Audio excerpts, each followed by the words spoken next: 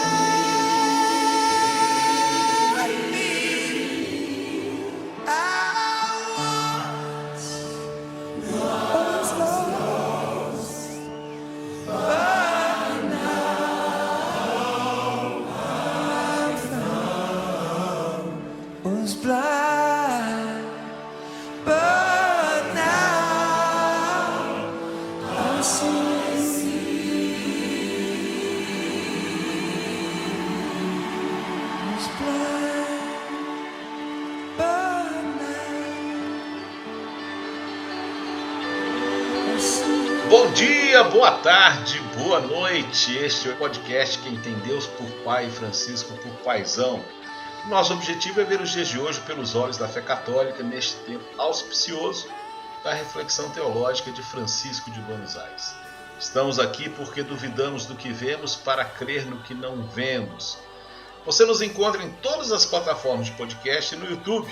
Curta e compartilhe as nossas redes sociais. No YouTube, Filhos de Francisco Podcast. No Instagram e no Facebook, Filhos de Frank, com C mudo. No Twitter, Fit Francisco Podcast, bem mineiro, Fit Francisco Podcast. Ou mande um e-mail para nós, podcast filhosdefrancisco@gmail.com. Eu, Luiz Alberto Bassoli, licenciado em Filosofia pela PUC Minas, educador há 33 anos, moro na cidade de Nova Odessa, na região metropolitana de Campinas, São Paulo. E como eu tenho dito, né, embora seja Odessa e haja americanos aqui na cidade americana ao lado, felizmente não estamos em guerra.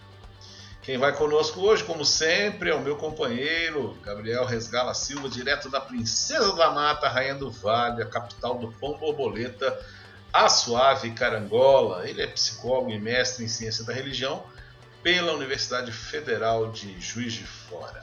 Gabriel, bom dia, boa tarde, boa noite. Bom dia, boa tarde, boa noite a todo mundo que está ouvindo a gente. Hoje, com muito prazer, vamos receber um convidado aqui que é uma personalidade do Twitter, por assim dizer, né? Um cara que tem um trânsito bacana ali na rede social. É seguido, eu tô vendo que ele é seguido até por Deus, o Criador segue ele, olha que coisa bacana. Então ele vai falar um pouquinho pra gente como é que é isso daí, principalmente nesse meio que é tão interessante a gente conhecer, que a gente não falou ainda aqui, né? Tantos programas, a gente está voltado para nossa bolha, mas nos furamos ainda essa bolha para entrar um pouquinho no meio evangélico aí, né? E desde já a gente diz que você precisa seguir o nosso convidado nas redes sociais dele. No final ele vai falar aqui para nós. Nós acompanhamos nas últimas décadas o avanço de diversos grupos filiados a denominações evangélicas que passaram a ocupar importantes postos na política institucional brasileira, especialmente após a Constituição de 88. Ao mesmo tempo, o interesse de pesquisadores das ciências sociais sobre a participação dos evangélicos na política gerou e ainda tem gerado uma série de interpretações e análises extremamente importantes para compreendermos este fenômeno. E para falar sobre isso, nós convidamos Leonardo Rossato, cientista social evangélico. Léo, muito obrigado por ter aceitado o nosso convite. E eu vou te fazer uma pergunta que a gente, não vou fazer a pergunta que a gente sempre faz aqui, que eu acho que seria até muito deselegante da minha parte. A gente sempre pergunta para os convidados se eles se consideram filhos de Francisco. Eu não vou fazer isso com você, não tem nada a ver. Mas eu quero te perguntar, para começar, antes de você se apresentar, dar seu currículo, qual a imagem que você tem do Papa Francisco no contexto mundial hoje? Obrigado por aceitar o nosso convite, Léo. Bem, antes de qualquer coisa, é um prazer estar com vocês, Luiz Alberto, Gabriel. Quanto à imagem do Papa Francisco, é uma imagem muito positiva, porque ele rompeu com uma tradição papal conservadora de várias décadas, exposta especialmente nos dois últimos papados, né, anteriores ao dele, que são os papados do João Paulo e do do Bento, né? Eu ia falar do Wojtyla e do Ratzinger, mas eu acho que, até por respeito, eu acho interessante falar os nomes papais de ambos. Mas a visão do Francisco é uma visão que é a visão de alguém que realmente está tentando mudar por dentro as estruturas da Igreja Católica e está sofrendo com fortes resistências a isso, e é um esforço louvável, né? Eu não acompanho tão de perto o papado dele. Eu acompanho algumas vezes algumas implicações políticas do papado dele, especialmente porque ele é um cara que é odiado por essa extrema direita internacional. Então, vira e mexe, você vê articulações, o Steve Bannon chegou a morar na Itália uma época, inclusive por questões políticas mesmo, né? Mas o que eu acompanho do Francisco é mais essa questão, é menos a questão religiosa, que é importante, óbvio, e mais a questão política. E nisso você percebe que, assim, dentro das possibilidades que uma institucionalidade aí milenar como a Igreja Católica proporciona, eu acho que ele faz o melhor possível. Leonardo, então, pode se apresentar, qual é a sua formação, como é que você gostaria de se apresentar, né? Você que nós conhecemos inicialmente como um perfil no Twitter, nada de novo no front, e aos poucos foi também se apresentando, deixando de ser só um perfil e passando a ser uma pessoa que se posiciona, como o Gabriel disse, tem uma imensa repercussão nas redes sociais. Como é que você quer se apresentar para os nossos participantes do podcast? Vamos lá. Eu sou Leonardo Rossato. As pessoas elas acabam me conhecendo por causa do perfil no Twitter, mas eu tenho uma. Sei lá, eu poderia passar um tempinho falando, eu sou isso, sou aquilo, sou aquilo. Mas, resumindo, como você falou, eu vim de família evangélica desde os 11 anos de idade, e paralelamente a isso, eu me formei em ciências sociais. Depois de me formar em ciências sociais, eu me tornei mestre em planejamento e gestão do território. E atualmente eu estou terminando meu doutorado, se der tudo certo, eu termino no final do ano, em ciências do sistema terrestre. Então, a graduação eu fiz na Unicamp, o mestrado na Federal do ABC e agora o doutorado. Como se já não bastasse toda a loucura, eu resolvi fazer no INPE, lá, pesquisar mudanças climáticas. E esse doutorado ele é focado nisso. E fora isso, eu mantive e mantenho ainda um podcast. A gente resolveu fazer um stand-by por enquanto, porque um dos nossos hosts ele foi dar aula na Escócia, o Cedric, mas a gente manteve desde 2017 o Teolabcast para falar um pouco sobre a fé cristã fora desse aspecto desse aspecto de estereótipo que as pessoas fazem sobre a fé cristã. E esse estereótipo, infelizmente, ele se tornou um posicionamento político, né? Então ele acabou sendo ainda mais fortalecido na sociedade. A gente julgou importante manter e gravou alguns episódios até o final do ano passado. Por enquanto a gente está de stand-by, a gente quer voltar eventualmente com o podcast. Eu acho que é um trabalho importante, especialmente nesses tempos, mas eu estou num momento pessoal e de trabalho que atualmente me impede de estruturar isso, e eu espero que isso se alivie em breve e a gente consiga voltar eventualmente. Mas, enfim, eu sou um monte de coisas aí. E como vocês falaram, né, eu mantenho o perfil no Twitter. Eu tinha um perfil pessoal, por questões, inclusive, assim, como eu trabalho como especialista em políticas públicas no governo do estado, em certo momento isso acabou me complicando um pouco, assim, né? Acabou me, assim, mas eu tinha um perfil pessoal mesmo, não tinha tanta notoriedade, mas eventualmente, em certo momento, quando a coisa começou a se complicar politicamente lá em 2014, 2015, eu tive um problema meio sério de começar a ter chefes que vasculham as redes sociais e ficam enchendo o saco.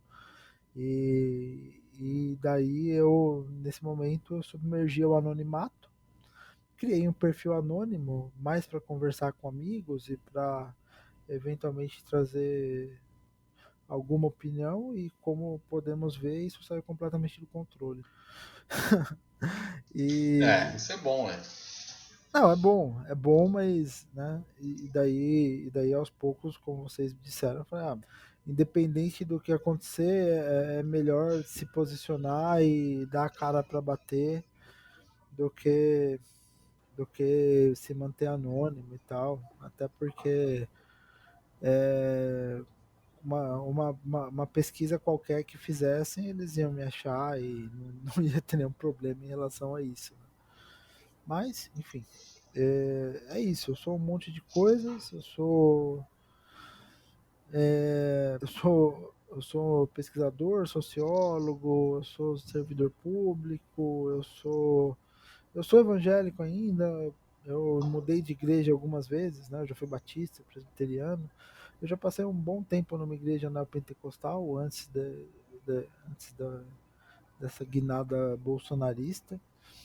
Então, assim, eu acho que eu conheço um pouquinho de várias partes aí do, do meio evangélico brasileiro, além de estudar um pouco por conta, né? O interesse não só em estudar a Bíblia, mas estudar a história do protestantismo brasileiro. Eu sou o tipo do cara assim que eu não publiquei nenhum livro porque assim eu tenho um monte de textos, mas eu nunca consigo organizar esses textos no livro. Eu tenho vergonha disso, mas quando terminar o doutorado, eu vou ver se eu consigo, pelo menos a minha tese de doutorado, divulgar ela como um livro. Durante o doutorado é complicado demais. Eu vou fazer uma pergunta inicial sobre o nosso tema, a partir daquilo que eu acompanhei já alguns relatos seu no Twitter, né? Antes da gente fazer uma visão mais geral. Eu acho que inclusive foram os primeiros tweets que eu li seu que me chamaram a atenção, foi você comentando de como se explicava, até de certa forma facilmente, como um discurso reacionário em alguns pontos fascista, a gente poderia dizer, sem dúvida Sim. alguma, mas como isso entrou tão facilmente, teorias da conspiração, visão de mundo bastante descolada da realidade, como isso entrou facilmente dentro da igreja evangélica. Isso tem muito a ver também com o que aconteceu na igreja católica. Mas eu gostaria que você falasse sobre isso, dessa sua experiência de ver essa transformação ou ver se realizando dentro de grupos evangélicos do qual você fazia parte, a absorção de valores que na prática são anti-evangélicos. Então, é engraçado você ver que a sua vivência acaba virando objeto de pesquisa.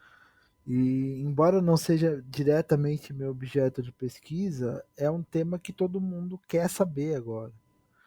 E eu ainda vou escrever sobre isso com mais calma e com embasamento, inclusive científico, mas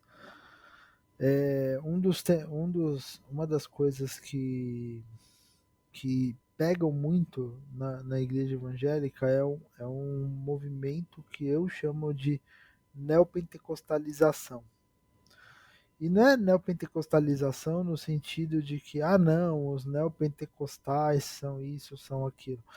Porque uma coisa que eu vejo desde a década de 90, especialmente nas igrejas históricas, a presbiteriana muito, a batista um pouco menos, mas especialmente nas igrejas históricas, é um movimento ao mesmo tempo em que essas igrejas se consideram muito superiores às igrejas pentecostais e neopentecostais, por terem, segundo eles, uma teologia sistematizada com mais rigor, por segundo eles, assim, por terem seminários, por se debruçarem no estudo das escrituras e por criarem toda uma lógica em torno disso. Então, eles tratavam essas igrejas, que são igrejas que realmente, né, isso é normal no meio pentecostal. Eles têm uma visão um pouco diferente da questão do estudo.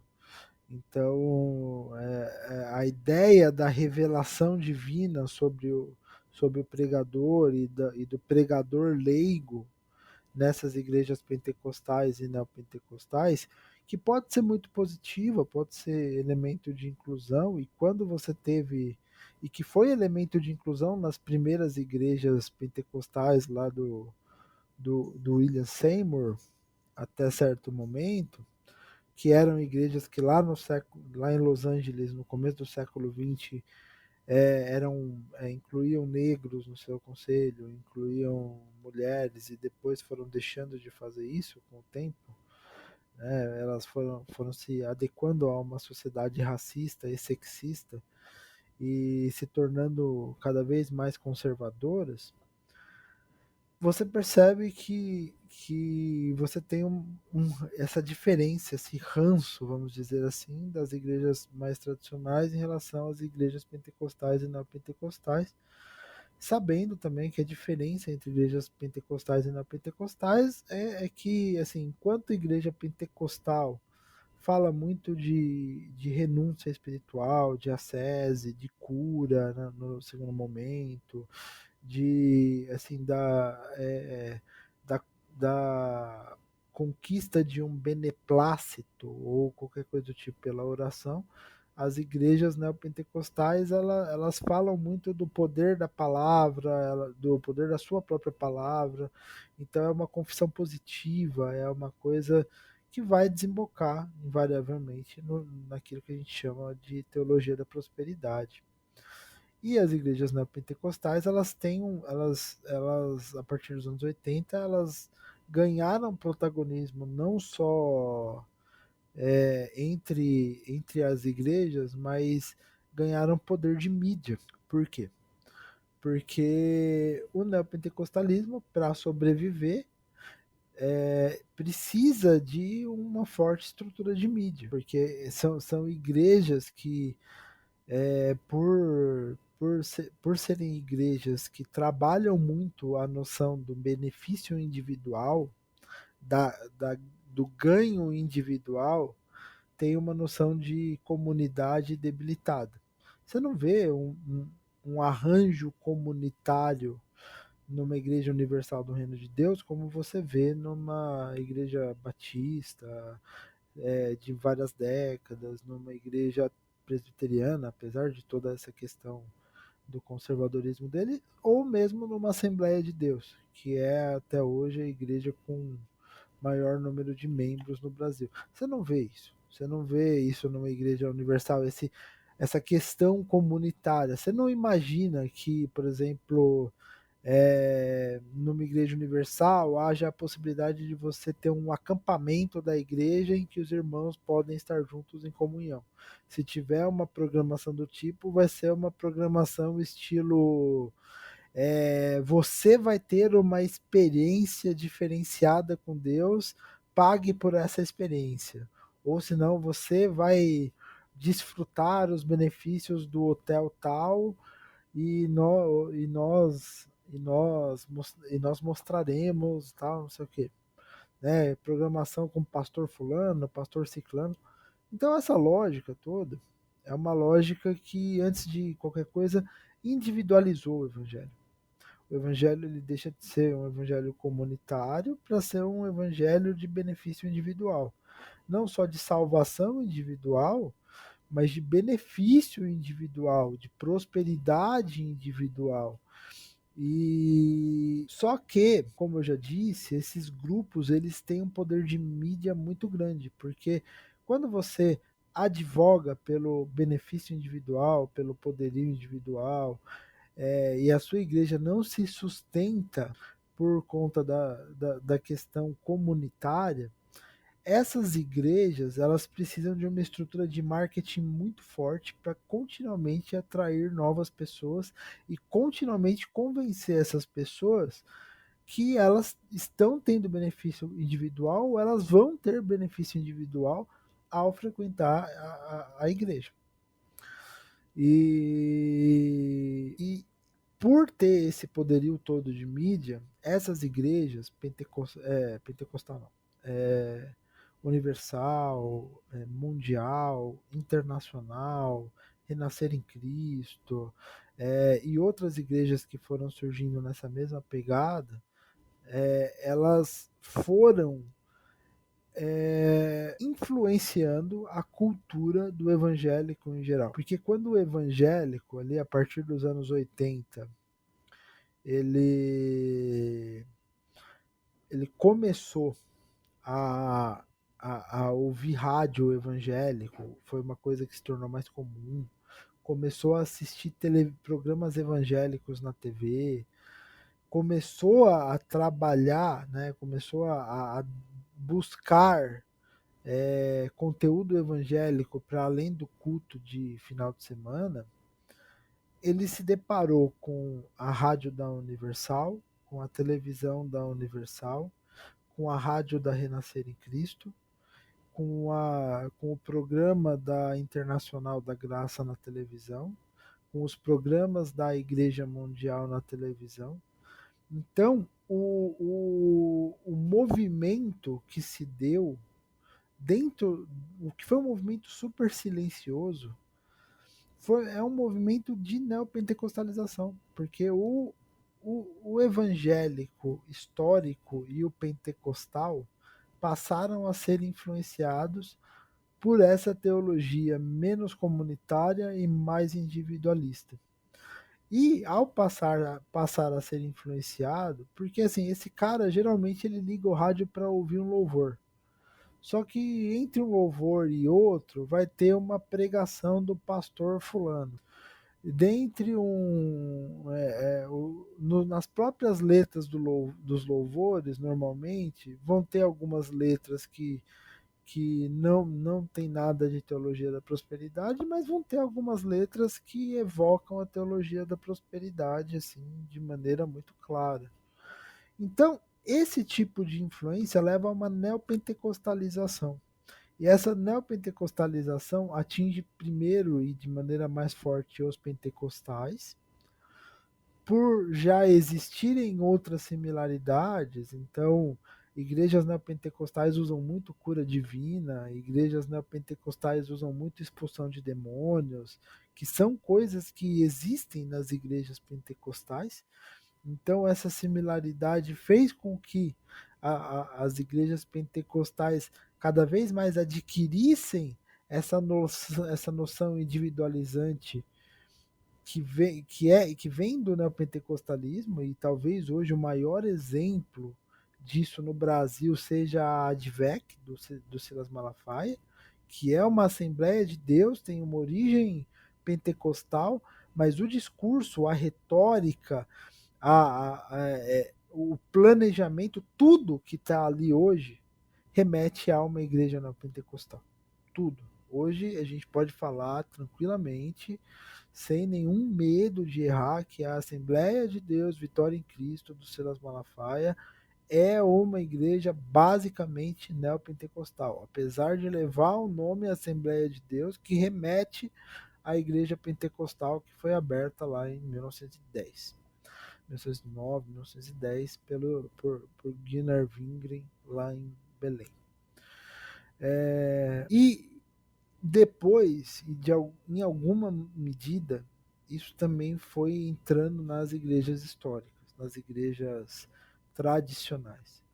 Né? E isso fez com que houvesse, de certa maneira, por mais que os evangélicos fossem muito diferentes, houvesse, de uma certa maneira, uma homogeneização cultural entre os evangélicos.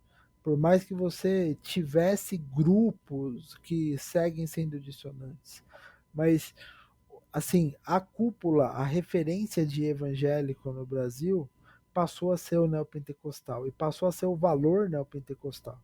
E sendo o valor neopentecostal a referência do evangélico no Brasil, e sendo esses valores individualizantes a referência do evangelho no Brasil, a prosperidade individual, a perda do senso de comunidade, uma ideia fortemente mistificadora que faz com que a visão de mundo dessas pessoas seja realista. Então, o interesse em transformar a sociedade combatendo a injustiça passa a ser substituído pelo interesse de impor valores na sociedade. Por quê? Porque essa retórica individual segue a ideia de um projeto de poder, de criação de totens. E é essa a questão. Como que você cria um totem? Aquele cara que é o deputado da bancada evangélica, ou que é o cara que vai ser o presidente que representa os evangélicos, ou qualquer coisa do tipo, ele vai ser o sujeito que vai representar a sua vitória individual no espaço de poder. Porque você se identifica, você veste a camisa do evangélico, e esse cara vai estar vestindo a sua camisa. Por quê? Porque uma das retóricas mais frequentes entre as igrejas neopentecostais é a retórica de que todo o mundo é composto de inimigos. A inimizade com o mundo, que é uma coisa que vem desde o pentecostalismo, né? Aquela história de você ter uma espécie de isolamento da sociedade. E daí você passa a pensar não na transformação da sociedade como teologias, e daí você tem teologias dissonantes, você tem, por exemplo, vocês que são católicos, vocês conhecem muito bem a teologia da libertação, né? Entre os evangélicos, nos anos 60 e 70, surgiu a teologia de missão integral, e mesmo fora da teologia de missão integral, existem abordagens mais comunitárias e mais progressistas do evangelho, mas você tem a imposição desse projeto de poder em que a sua vitória individual está vinculada ao quanto você vai ganhar, ao quanto você vai ostentar, ao quanto você vai ser melhor que a sociedade que te cerca. Porque a sociedade que te cerca é sua inimiga e você tem que pisar na cabeça da sociedade que te cerca. Você tem que ser melhor que a sociedade que te cerca. E quando você elege um deputado, quando você elege um presidente, quando você coloca um ministro do STF, quando você faz qualquer coisa do tipo, você replica nos espaços de poder esse movimento de imposição, de impor os seus valores para a sociedade, ao invés de transformar a sociedade. E daí, convenhamos, se o benefício é individual, a agregação se dá através de certa maneira, de valores morais muito excruciantes. Por quê? Porque a gente está falando de um evangelho que foi, de certa maneira, deturpado ou substituído por uma noção de meritocracia muito forte. E daí a gente enxerga o moralismo como meritocracia. E da mesma maneira que você enxerga o moralismo como meritocracia, ou seja, se você orar muito, se você der muito dinheiro na igreja, se você jejuar muito, se você trabalhar muito na igreja, você vai ser abençoado, você vai ser escolhido por Deus, qualquer coisa do tipo. E da mesma forma, eles replicam esse mesmo pensamento para as nações. Então, se você tiver uma nação com muito moralismo, uma nação que reprime muito o que é pecado, uma nação que reprime muito o que é imoral para eles, você vai ter uma nação abençoada por Deus. Porque eles levam em conta muito aquela ideia do Antigo Testamento de que existia, de que Deus abençoava Israel quando Israel seguia Deus, e Deus amaldiçoava Israel quando Israel deixava de seguir a Deus. E vocês, que são católicos, estudam a mesma Bíblia que eu, com alguns acréscimos, mas a mesma Bíblia, vocês sabem muito bem o quão complicada é essa ideia e o quão complicado é se apropriar dessa ideia sem crítica. Eu acho que Acho para que não uma... precisa nem ser católico para saber o quanto que é complicado você interpretar a Bíblia de qualquer forma, né? Sim. Qualquer um que lê um pouquinho vê como é que é difícil, né? Bem, eu acho que eu me estendi um pouquinho nessa explicação, né? Não, mas foi excelente. Você pode ficar tranquilo que realmente nó, abriu um monte de caminho. Gabriel, com você, qual a sua pergunta? Não, eu estava pensando em muita coisa que você falando, Léo, e estava vindo muita coisa na cabeça. Eu acho que só dessa primeira resposta você já deu. Eu estava pensando quanto que isso influenciou também o meio católico no Brasil, né? Eu acho que começou lá nos Estados Unidos, talvez, esse movimento.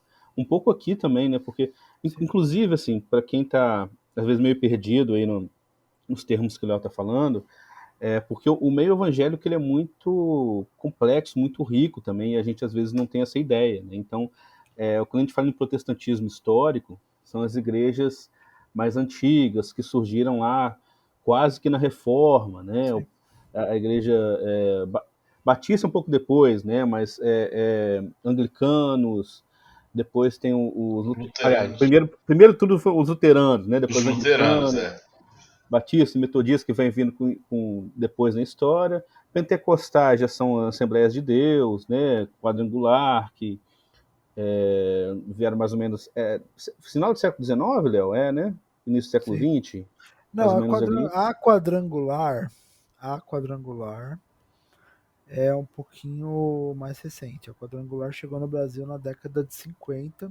A Ah, sim. Assembleia e a Congregação chegaram na primeira década, 1909, 1910, e as igrejas históricas no Brasil, tirando as comunidades de imigrantes, que, por exemplo, em Nova Friburgo, no Rio de Janeiro, você tem uma comunidade importante ali a partir da independência, quando chegam os primeiros alemães lá. Sim. Mas que não eram nem alemães na época, né? A Alemanha não estava unificada. Mas essa lógica toda, né? Essas primeiras igrejas, elas vieram para o Brasil no meio do século XIX. Então, a história Uhum. protestante no Brasil, de fato, ela começa em 1858, 1860, e as igrejas crescem de fato e se tornam relevantes a partir da República.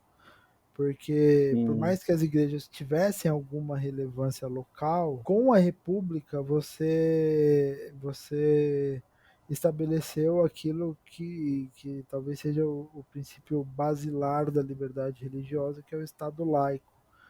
Como vocês devem Uhum. saber, até então o Estado ele tinha uma relação muito próxima com a Igreja Católica, a ponto de, por exemplo, isso era um problema muito sério para as igrejas protestantes do século XIX, os protestantes terem que construir seus próprios cemitérios, porque a administração dos cemitérios era da Igreja Católica. Ou os protestantes terem que registrar seus próprios filhos ou arrumar formas de registrar seus próprios filhos, especialmente nas cidades mais distantes, porque o registro de pessoas também era atribuição da Igreja Católica. quando essas funções passaram a ser funções de Estado e o Estado passou a ser laico e a não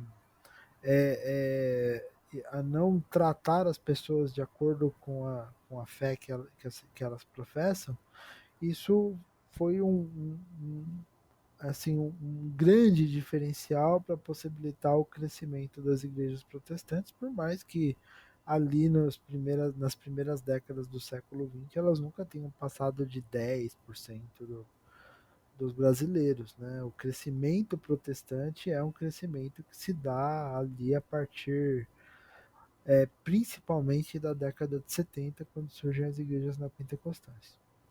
Que são Igreja Universal, Igreja Internacional, da Graça de Deus, Exatamente. Mundial, essas que todo mundo vem mais, conhece muito mais, e como você falou hoje, meio que viraram a cara do movimento evangélico no Brasil, não sei do mundo, né, mas Sim. infelizmente por aqui isso que virou a cara. E a minha pergunta tem um pouco a ver com isso, assim, um pouco de uma provocação. A gente vê muito se falando muito assim na internet, nos meios mais progressistas de esquerda, né? Citar até um videozinho antigo da Fernanda Torres, ela com um meme, né? Falando que quando uma entrevista pergunta para ela, você tem preconceito de alguma coisa? E ela diz, eu tenho preconceito de crente, né? E é uma coisa que a gente vê muito, se comentar nos meios de esquerda, meios progressistas, as pessoas dizendo isso assim sem muito pudor, né? Eu tenho preconceito de evangélico mesmo, como se preconceito fosse uma coisa louvável de se ter, né? E é interessante que às vezes eu até falo, poxa, mas olha só quantos exemplos interessantes que a gente tem de evangélicos, mas não importa você citar muitos exemplos, sempre vão dizer que é exceção e tal, né? O que você diria para essas pessoas, Léo? Como você explicaria a situação? O que você responderia para alguém que dissesse isso?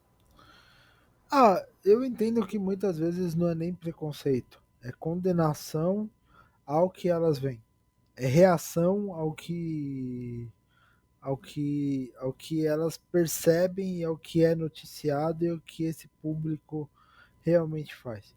A gente tem que ter, e eu enquanto evangélico, eu tenho essa autocrítica.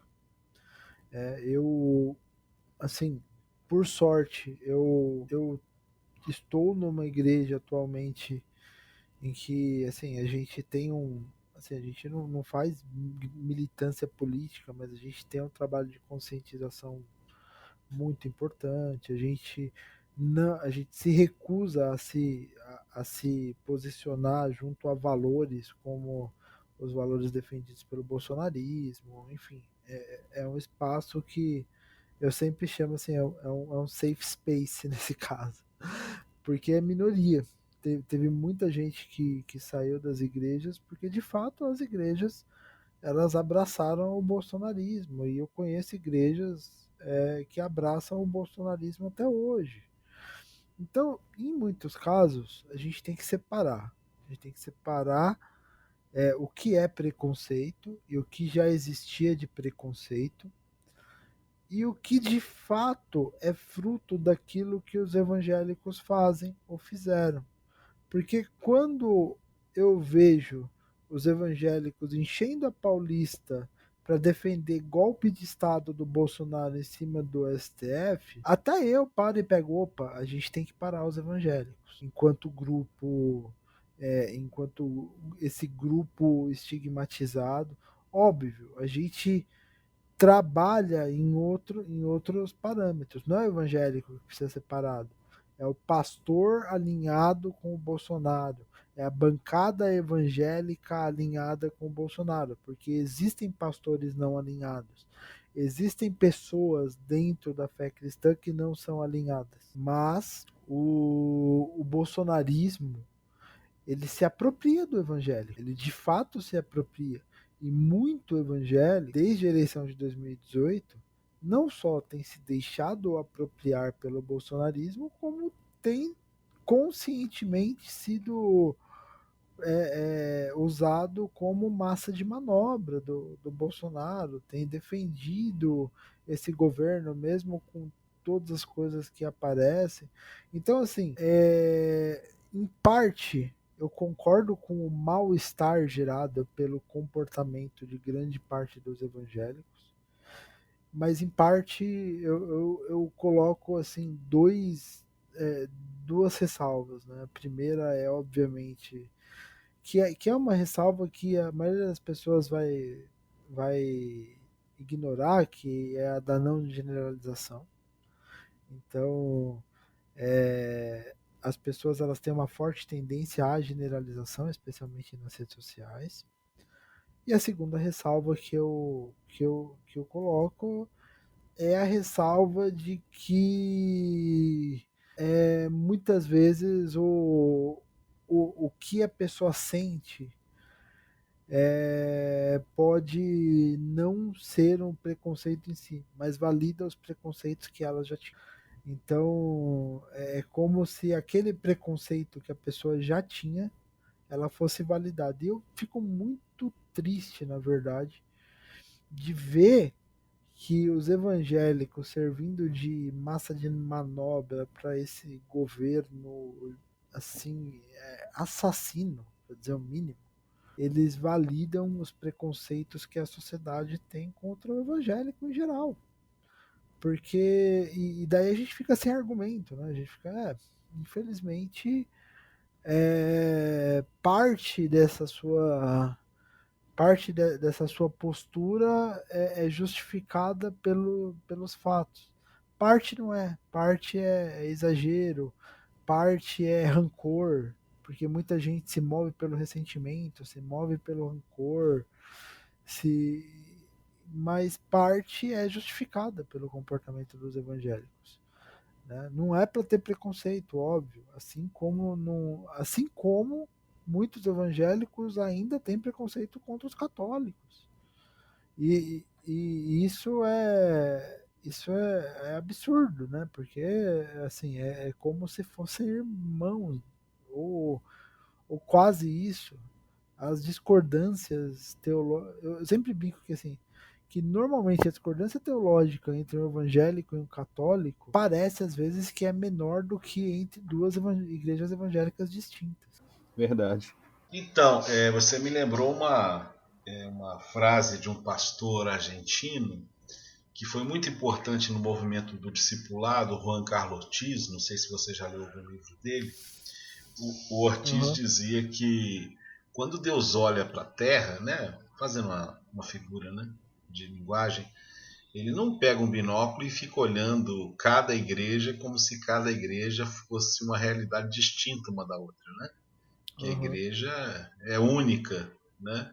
Embora com essas contradições de divisão e de desentendimento que caminham pelo tempo. Então, Léo, a gente viu especialmente, eu acho que a sua explicação foi realmente muito interessante, muito bem fundamentada sobre como o evangélico identifica o seu deputado e o seu presidente como uma vitória pessoal e como isso significa uma vitória sobre a sociedade que é opressora. Muito, muito, muito, muito interessante essa reflexão. Mas eu queria subir um pouco o tom em relação a isso para colocar a seguinte questão. Como é que a gente vê figuras como Malafaia, talvez ainda mais o Marco Feliciano, uma Flor Delis ou Flor Delis, né, conforme queira se pronunciar o nome dela. Como é que a gente identifica, como é que a gente explica esses fenômenos políticos, né, dentro do contexto assim. Eu acho que você já explicou isso, né, que é a questão da contradição, mas talvez a pergunta não seja até um pouco além, ou seja, como é que se livra disso? Qual é a possibilidade de que as pessoas enxerguem que tal ação, na verdade, é uma manipulação do evangelho e não a sua vivência? Como apresentar isso para as pessoas? É uma pergunta difícil, é uma pergunta que a gente devia estar se debruçando com mais dedicação. A verdade é que você pega um Malafaia, um Marco Feliciano, uma Flor de Lis e outros nomes aí, eles estão nesse contexto da neopentecostalização. Eles estão nesse contexto do sujeito que é o representante o representante daquela pessoa que vai para a igreja buscando o benefício individual. E sendo o representante dessa pessoa, ele se torna um símbolo assim, então é o símbolo da prosperidade, o símbolo do poder. Então esses caras estão demonstrando poder o tempo todo. Estão demonstrando das piores formas possíveis. Estão demonstrando poder das maneiras mais antibíblicas possíveis, a gente pode dizer assim até. Né? Os valores cristãos ali estão muito distantes. E nesse contexto, você pega um Malafaia, um Marco Feliciano, uma Flor de Lis, a exposição da hipocrisia desses caras não adianta muito. Por quê? Porque o aspecto simbólico que eles trazem para suas comunidades e para os seus fiéis é tão forte que eles conseguem convencer os seus fiéis que qualquer acusação ou qualquer coisa que aconteça contra eles está no plano espiritual. Então eles espiritualizam todas essas coisas e vendem acusações de crimes como um assassinato, por exemplo, como algo espiritual, como algo que é perseguição de Satanás. E a vitória do líder sobre essa suposta perseguição de Satanás passa a ser a vitória da comunidade. Também é muito louco isso. Olhando para numa análise do contexto social, é um negócio muito incrível. Por quê? Porque os fatos passam a não importar. E a única coisa que está gerando desgaste, a gente tem que falar que existe um desgaste relativamente forte entre evangélicos em relação ao Bolsonaro, embora ele continue sendo continue sendo o setor da sociedade onde ele está mais forte. Então, assim, se você tinha ali 70% dos evangélicos que votaram no Bolsonaro em 2018, e também foi uma campanha que foi muito impactante, foi feita em cima da própria facada, em cima de coisas que queriam vender ali Bolsonaro quase como uma divindade ou como um escolhido de Deus. Ao mesmo tempo que você teve esses 70%, hoje você vê Bolsonaro empatado tecnicamente com o Lula dentre esse público, o que é impressionante, considerando o tanto que o Bolsonaro investe nesse público. E é por isso que o Bolsonaro segue investindo tanto no público evangélico. Porque o público evangélico é o último. Assim, eu falo isso desde que eu entendi a lógica e a dinâmica do voto evangélico no Bolsonaro. O voto evangélico no Bolsonaro não é um voto de razão, é um voto espiritual. E sendo um voto espiritual, um voto trazido com pedido em púlpito, um voto para que Bolsonaro seja o representante daquele grupo na presidência da República, um voto pela tomada do poder e pela demonstração da tomada do poder, você percebe que esse voto espiritual ele é um voto muito, muito, muito resistente aos fatos. Se outros grupos sociais abandonaram o bolsonarismo, o evangélico que leva tudo na espiritualidade e que se desconecta da sociedade e desconecta da realidade social, vai ser o sujeito que mais vai ignorar todas as presepadas que o Bolsonaro tem produzido nos últimos 4 anos, que tem piorado a vida dele. E daí ele vai achar que a piora na vida dele é por causa de alguma armadilha de Satanás, e não do presidente, que está agindo ativamente através de um monte de atitudes horríveis para piorar a vida dele. E então, assim, você tem uma inversão de valores que é muito difícil de tirar. Mas aonde que Bolsonaro está perdendo público? Bolsonaro está perdendo público, especialmente entre as mulheres.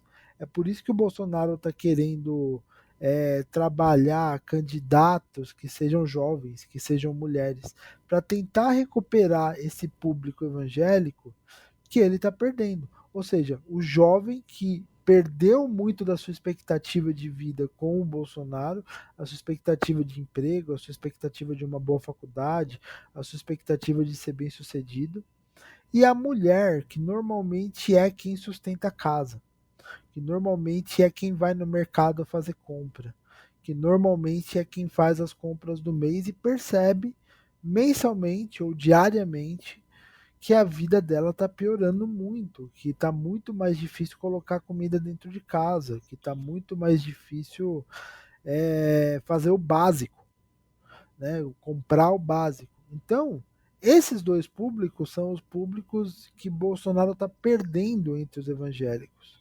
O estereótipo do bolsonarista, né? Ele é cada vez mais Sim. o homem de meia idade ou mais velho, que é o homem de Deus, entre aspas, que faz parte das comunidades, é extremamente moralista e, eu não vou entrar aqui no fato desses homens moralistas serem hipócritas ou não, acho que nem é o caso aqui, mas esse público é o público mais difícil de tirar do Bolsonaro, porque é um público que está espiritualmente vinculado ao Bolsonaro. Bolsonaro ele não é um estadista. O Bolsonaro é quase um líder espiritual. Ele é um líder estadista que está profundamente vinculado à religião, assim como era, mais uma vez, a Israel do Antigo Testamento. É interessante. Desculpa, Pode Gabriel, falar, Luiz. só comentando que isso me permite desenvolver um pouco mais o meu livro sobre Bolsonaro e o Anticristo. Mas pode falar, Gabriel. É pesado esse livro, né? Mas é interessante que isso a gente vê também no meio católico, né? Como é um líder espiritual, né? Então, quando a gente pergunta, poxa, como é que essas pessoas veem tantas contradições entre o bolsonarismo e a fé cristã? Na verdade, para mim, é o extremo oposto. Você pega assim, tudo que Jesus falou, pega o oposto daquilo é o que o Bolsonaro prega, né? A única coisa que ele faz é falar em nome de Jesus e todo mundo acha que isso é suficiente, né? Mas é que realmente é um movimento emocional, é um movimento espiritual, é um movimento que não leva à razão. Então, por isso, as pessoas veem essas falhas, eles falam, não, tadinho, ele é pecador, mas todo mundo é pecador, ele tem suas falhas, mas foi quem Deus escolheu, que nem Jesus escolheu Pedro, Deus escolhe os imperfeitos e tal, tem todas umas desculpas ali para fazer as pessoas serem convencidas disso, né? Então, isso foi muito fruto de anos de preparação desse povo para aceitar esse tipo de coisa, né? Então, no meio evangélico já tinha muito mais forte essa questão da bancada evangélica lá atrás, de focar no candidato que é do pastor, lá do deputado, do vereador, da liderança evangélica. No meio católico isso veio forte também nos últimos anos, principalmente com a renovação carismática, né? Até que eles chegaram no Bolsonaro e despejaram tudo em cima dele. Mas, como mentira não se sustenta por muito tempo, uma hora cansa, né? Que nem você falou, uma hora a pessoa vê que tá faltando comida, tá morrendo parente de Covid, e o Bolsonaro falou, né? E todo mundo falava que quem ungido por Deus não ia morrer, né? Sim. Então as coisas vão se desmascarando, as pessoas vão sentindo que na verdade não é bem assim, né? Então, felizmente, as coisas vão se aliviando um pouco nesse aspecto mesmo, né? Sim. Assim, E assim, como a gente já percebeu, é difícil de assim, desse fio, né? Se da gente desatar esse nó, né? É sim, muito difícil da gente desatar esse nó, infelizmente. sim. E, e tem uma coisa interessante que você falou, que eu acho que dá uma noção, assim, de... para a gente entender, né, essas contradições, a gente entender como é que funciona isso, né? Que você colocou a ideia de que se você tiver uma nação com muito moralismo, que reprime o que é imoral, que odeia o que acha que é pecador, e o pecado geralmente é aquilo que é diferente, né? Sim. Não é nunca o pecado da nossa comunidade, mas o pecado daquele lá que é homossexual, que é não sei o quê, que é Isso, depravado, né? assim, Pode falar? desculpa. Isso também é, é uma coisa importante da gente falar. Porque, assim, não que a igreja nunca tenha condenado essas questões. A gente tem que fazer um meia-culpa muito forte sobre essas condenações históricas que a igreja faz em relação à homossexualidade, em relação a esses temas morais que sempre foram considerados pecado e às vezes como pecado são temas cuja reflexão honesta é desencorajada. E isso é uma coisa sobre a qual os evangélicos têm que se debruçar e fazer uma autocrítica, mas também os próprios católicos têm que começar a se debruçar e fazer uma autocrítica a respeito. Mas essa lógica neopentecostal de individualização de tudo, individualização das bênçãos, individualização do sucesso, individualização das experiências religiosas, individualização de tudo, é uma lógica que também se aplica ao pecado. E isso traz um peso horrível. Por quê? Porque por mais que haja um discurso bastante hipócrita, falando, ah não, nós odiamos o pecado, mas nós amamos o pecador. Na prática, as pessoas odeiam quem elas consideram pecador. Elas odeiam quem elas olham e falam, ah, esse é gay. Elas veem como símbolo satânico quem elas consideram imoral. E é por isso que é tão fácil para esse povo moralista construir esse tipo de totem, construir esse tipo de.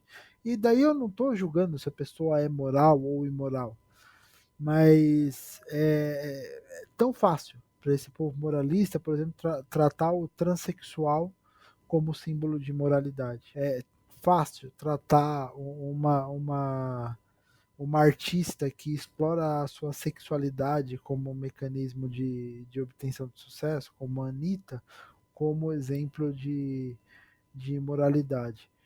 É muito fácil para essa turma. Por quê? Porque elas começam, como neopentecostais, a individualizar esses símbolos para o bem ou para o mal. Então, qual que é o símbolo do bem? É o Bolsonaro, é o Malafaia, é o Marco Feliciano. São esses homens de Deus. E pro mal, é a Anitta, é a Lina do BBB, é qualquer um que se coloque contra, é o Lula, é a esquerda, é o comunismo, e isso se volta individualmente. Então, essa individualização dos signos e dos símbolos ela é muito forte. E ela também é uma característica desse modelo de igreja que abdicou da vida comunitária, que abdicou da comunhão, que talvez seja o grande sentido da igreja desde Atos, para se tornar um lugar de meritocracia e um lugar de bênçãos individuais. Enfim, só queria esse. Leão, E é quer falar, interessante. Gabriel? Ah, Pode desculpa, falar. só complementar, porque Você tá falando, eu estava lembrando, o Papa Francisco tem uma expressão que eu acho muito interessante, que ele fala assim: os pecados abaixo da cintura são os pecados menos importantes, mas são os que a gente dá mais valor, né? Que ele tá, não, nossa, ele, ele na verdade, não estava se referindo a estupro, a adultério, esse tipo de coisa, mas a tudo que envolve sexualidade, né? Que por uma questão de busca de pureza, o cristianismo passou a valorizar de uma forma muito mais intensa do que o próprio Jesus. A gente ouve o Jesus falando muito pouco disso nos evangelhos, e a gente vê as igrejas falando muito disso, e eu acho que vai bem por aí, de você se diferenciar do outro, né? Então, assim, é claro que você estava falando, eu estava pensando, antes de você citar a Anitta, eu estava pensando justamente na Anitta, porque eu acho muito estranho. Uma coisa assim, você não gostar, você ter críticas àquele tipo de postura, e a gente poderia conversar muito tempo sobre isso, mas o ódio que as pessoas têm em relação a ela, né, um Sim. nojo em relação à figura dela e de outras figuras, que para mim é uma coisa muito forte, difícil de entender como é que o cristão pega esse tipo de ranço, por assim dizer, né? Enquanto Jesus foi aquele que se aproximava dessas pessoas, se aproximava até das prostitutas, né? Por assim dizer, jogando com questão sexual aqui, por exemplo, né? Então é uma reflexão muito interessante. Enfim, e eu também, para finalizar, eu ultimamente venho questionando muito essa questão da identificação enquanto católico, enquanto cristão, né? Porque a gente vê tanta coisa, que nem você falou, a gente vê tão tomado de uma coisa tão diferente do cristianismo, do que a gente acha que era para ser a vivência do evangelho, que a Sim. gente se pergunta, poxa, será que eu estou no lugar certo? Será que essas pessoas aqui é, sabem, têm noção do que elas estão falando, do quanto isso está diferente daquilo que eu leio na Bíblia, né? Será que é a mesma Bíblia que elas têm, eu tenho também? E a conclusão que eu cheguei é que o cristianismo, na verdade, e talvez ainda mais hoje em dia, ele se desenvolve muito mais numa busca por salvação do que numa busca de ter Jesus como mestre, né? Então, é muito mais um Cristo, um cristianismo, por ver Cristo como Salvador, do que um Jesusismo, do que Sim. algo que vê Jesus como alguém para ser seguido, né? A gente esquece o que Jesus falou e acha que só seguir ele já é satisfatório para me salvar, para minha nação se salvar, né? Então, talvez eu acho que essa tem que ser a maior reflexão que a gente, enquanto admirador de Jesus, enquanto seguidor de Jesus, deve fazer. Será que eu estou querendo só a salvação, seja a minha salvação ou do meu grupo, da minha nação, por assim dizer, ou eu estou interessado em seguir realmente o que Jesus falou, em ver as palavras dele e ver se eu realmente estou amando como ele mandou amar, né? Sim. Enfim, fica a reflexão que eu queria deixar aqui. Eu queria pegar um gancho nessa questão da demonização da sociedade, do inimigo, para falar de uma outra demonização. Acompanhando aí as redes sociais, eu verifiquei que o Léo aí ficou dividido nos desfiles de carnaval entre São Paulo e Rio, se não estou enganado, e vi que ele gosta muito de desfile de carnaval também. Leonardo, o Carnaval do Rio esse ano foi o tempo todo, né, uma referência às religiões de matriz africana, né, a Sim. ponto de algumas pessoas reclamarem no Twitter que achou que tinha muita macumba no Carnaval esse ano, como se nos anos anteriores não tivesse. Tinha o tempo todo. Só que tinha desfile também sobre Silvio Santos, sobre Sim. outros desfiles pagos, as pessoas não reparavam nisso. Pois bem, não entrando no mérito até teológico da coisa, mas falando sobre como. Vou dar um exemplo, né? Existem uma série de referências daquilo que na Igreja Católica se chama de religiosidade popular, que são aceitas, e mesmo eu acho que a própria visão na colonização que a Igreja Católica tinha Sim. naquele momento referente à religião indígena era muito mais benevolente ao associar a divindade ou as divindades da cultura ameríndia como uma referência ao cristianismo, usando uma expressão mais teológica, o Deus desconhecido, né, lá dos Atos Sim. dos Apóstolos, enquanto a religião de matriz africana fica marcada pelo aspecto da demonização. Né? Exu é o demônio. E, de repente, a Grande Rio mostra essa visão religiosa de forma diferente. Mas eu não quero entrar tanto no aspecto teológico, eu acho que não caberia aqui agora. Mas no aspecto até da ciência da religião, ou da sociologia da religião, né?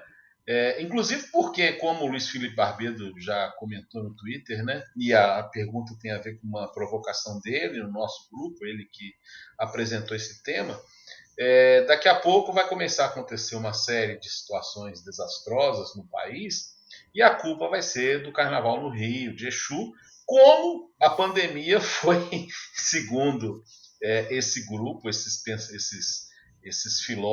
teólogos da loucura, pelo fato da Gaviões da Fiel ter feito uma representação de Santo Antão, não era nem Jesus Cristo, né, brigando contra o demônio, né, uma coisa que isso circulou, tá vendo, teve o carnaval e agora nós estamos sendo punidos, né?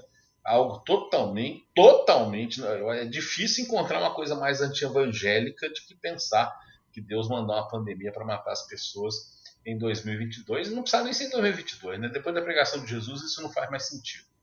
Pois bem, vamos lá. Essa questão do racismo religioso, da demonização, como é que você percebe isso tudo? E volto a fazer a provocação. Como é que a gente consegue desconstruir uma situação como essa?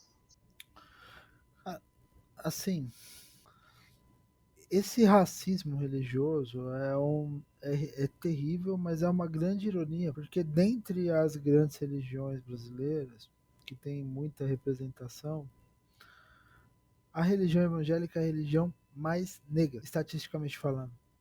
A porcentagem de negros evangélicos é maior do que a porcentagem de negros católicos, é maior do que a porcentagem de negros espíritas, que inclusive inclui aí Umbanda e Candomblé, por causa que grande parte dos espíritas são kardecistas no Brasil, né? E o kardecismo é essencialmente uma religião branca, tem muito pouca inclusão negra, mas estatisticamente os evangélicos são a religião mais negra no país, porque é uma religião que de fato alcançou a base da pirâmide social. E como nós sabemos, a base da pirâmide social brasileira é negra. Isso mostra, antes de tudo, o quanto esse racismo religioso e o quanto que o Brasil proporcionou historicamente um processo de apagamento tão profundo da memória negra no país. Um apagamento que em alguns casos foi literal, um apagamento que tentou ser de fato um aculturamento.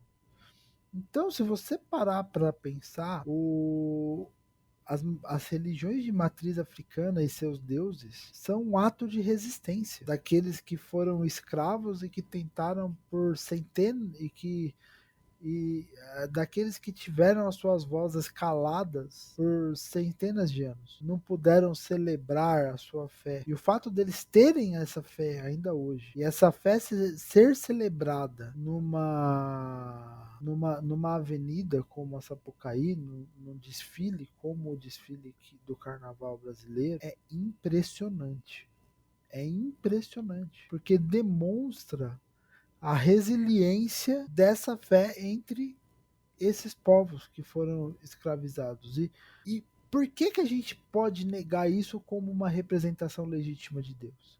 É essa a questão. Por que a gente tem que negar isso como uma representação legítima de Deus? Porque da mesma forma que existia o Tupã entre os indígenas, que o Tupã também foi uma forma de traduzir o conceito de um Deus de um Deus monoteísta aos povos indígenas, ou mesmo, e daí a gente já entra em outra seara, mesmo Alá entre no mundo islâmico, que vocês devem saber, mas uma das descobertas que eu fiz conversando com, com o povo islâmico e até estudando, pesquisando, né, esses alguns textos do tipo, é que o Alá é o mesmo conceito de fundo do Yahvé. O que muda entre o cristão e o muçulmano são as características dessa divindade, porque o transformador da religião cristã, o que a gente pode chamar de profeta maior, mas a gente sabe que Cristo é muito mais que isso para os cristãos. O profeta maior da religião cristã é Cristo, assim como o profeta maior da religião islâmica é Mohammed, Maomé. Mas o Deus monoteísta de fundo, ele tem a mesma origem, as mesmas, e só não tem as mesmas características porque as profecias de Jesus, né, e o histórico bíblico e a profecia de Maomé são diferentes. De Maomé, né, de Mohamed ou de Maomé, são diferentes.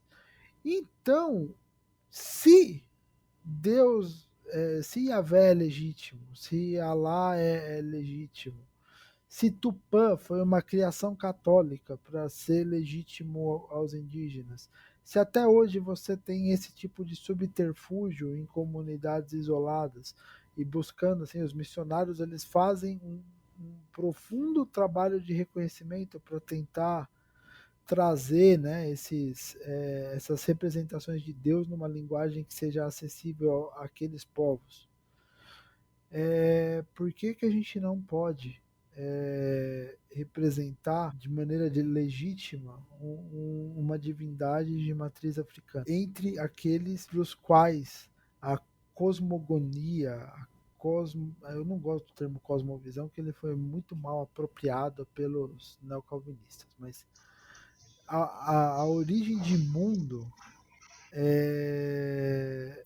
para aqueles que essa origem de mundo, essa cosmogonia faz sentido, por que a gente não pode considerar legítima a manifestação de fé desses caras? Que além de ser um ato de resistência absurdo, incrível, é uma manifestação que você não tem como você falar que é honesta, porque os caras só têm a perder com aquilo. Eles não teriam a ganhar, porque é um preconceito que não é um preconceito latente na sociedade. A gente viu isso. É um preconceito que é manifestado de maneira aberta por diversos setores da sociedade. Então, assim, mais do que nunca, eu olho para aquelas representações que não só a Grande Rio, mas outras escolas fizeram no Sambódromo, e eu enxergo representações legítimas de fé, que devem ser valorizadas e que devem ser respeitadas, porque fazem parte de uma construção cultural e nesse caso em específico, além de fazer parte de uma construção cultural, fazem parte de uma construção cultural que sempre foi oprimida e de repente explodem no maior evento cultural do Brasil como atos de resistência. Não tem como ser melhor que isso para eles. Não tem como ser mais representativo. E não tem como ser mais legítimo que isso, na verdade. Enfim. Na verdade, você coloca dessa forma. Eu me lembro, né? A gente já fez um programa aqui especial sobre o Carnaval e até a gente recomenda o pessoal de retomar esse episódio. Mas é uma coisa interessante porque o próprio samba, né? Não existe samba pessimista, né? Não existe samba para baixo, para falar, né? Jamais haveria um samba como De Noite eu rondo a cidade de procurar sem te encontrar, né? Com todo respeito a essa música que tem seu sentido histórico também. O samba é um canto de esperança de um povo oprimido. É isso que é o samba, né? E o Carnaval retrata, e é muito interessante essa identificação, né? Porque acaba que, se a gente olha a proposta do Evangelho, né, como nós a entendemos, né, mais profundamente, a cultura, o Evangelho, ele é católico no sentido de universal, Sim. no sentido de que ele está presente, a fé está presente em todas as realidades, aquilo que os padres da igreja chamavam as sementes do verbo, né, presentes em todas as culturas, e que o Evangelho vem como que iluminar isso de forma plena, né, plenificar. Mas a teologia, vamos dizer assim, que o Concílio Vaticano II retoma na igreja, sempre um olhar positivo, né? Sim. E isso você trouxe aí de forma muito bem.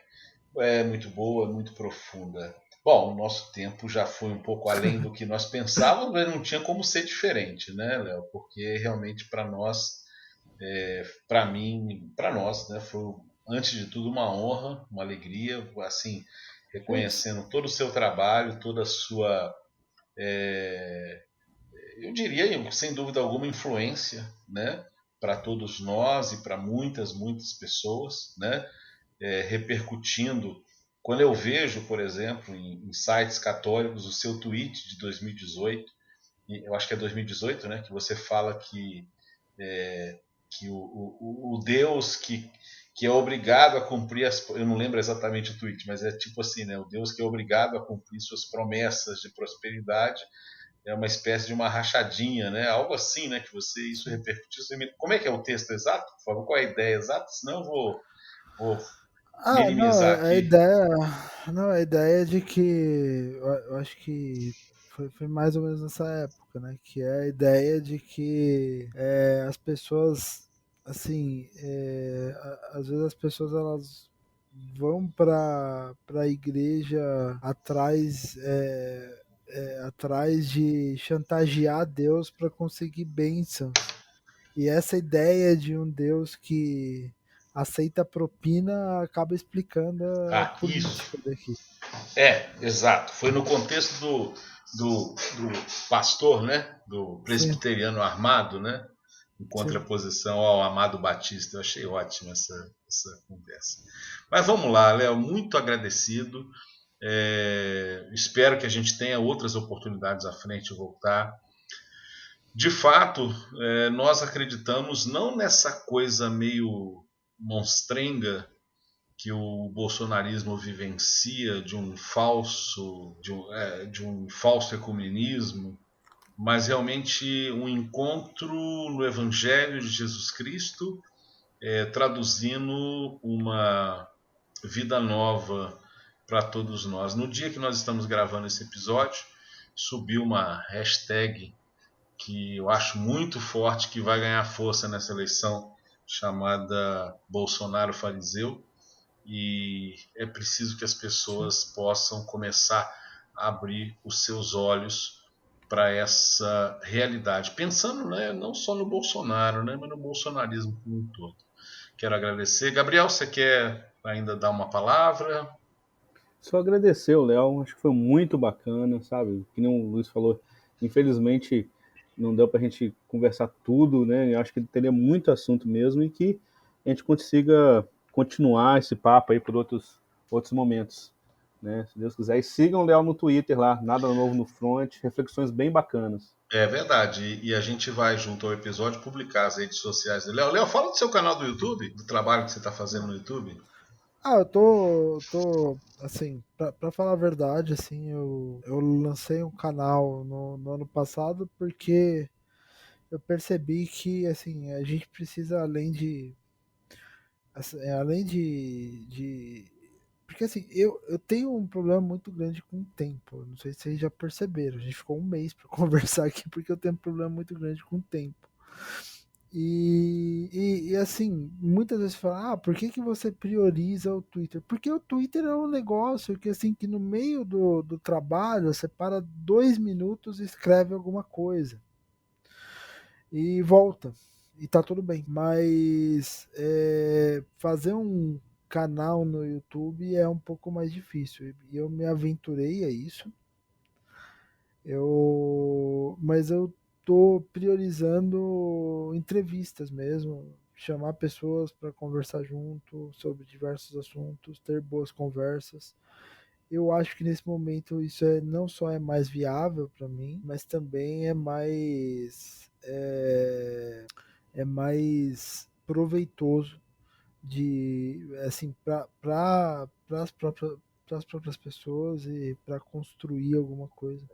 Eu acho que assim, eu passei essas 2 últimas semanas, acabei não montando nada porque eu estava muito ocupado com compromissos de trabalho e também do doutorado, mas semana que vem, terça, eu devo voltar e daí voltar, né, para essa rotina de toda terça, 8 horas da noite, ter uma entrevista, conversar com alguém, que eu acho que é importante. Né? E eu tenho minhas Bom, redes, né? O YouTube, o canal no YouTube, o Twitter. O nome é nada novo no front, porque era o nome que eu usava quando eu era anônimo também. E é uma homenagem ao livro e filme homônimo. Enfim. E daí eu tô, né? No YouTube, Instagram, Twitter. Eu só não consegui postar vídeo no TikTok ainda, mas enfim. a hora chega. Ô, Léo, e é curioso, né? Pensar que se você. O Léo é natural, se não me engano, de Santo André, mora em Santo André hoje, né? No Sim. ABC Paulista. Mas se você morasse no Rio, as pessoas iam dizer que esse nome, Nada de Novo no Front, é uma pura ironia com a realidade brasileira, que sempre tem uma novidade todo Sim, dia no front. sim, sim. Léo, mais uma vez, muito obrigado, muito agradecido e a gente espera ter você aqui em outras oportunidades. Vocês nos encontram em todas as plataformas de podcast, no YouTube, e você pode ouvir e acompanhar lá os episódios anteriores. Sigam-nos nas plataformas de podcast. Jesus fez ainda muitas outras coisas que, se fossem ditas uma por uma, penso que nem o mundo inteiro poderia conter os podcasts que se deveriam ser gravados.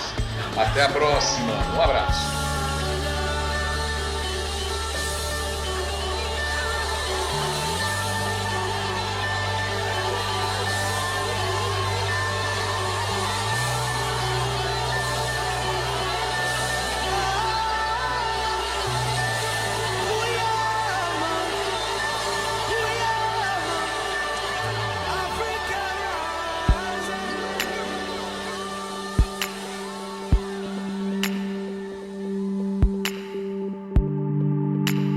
Filhos de Francisco.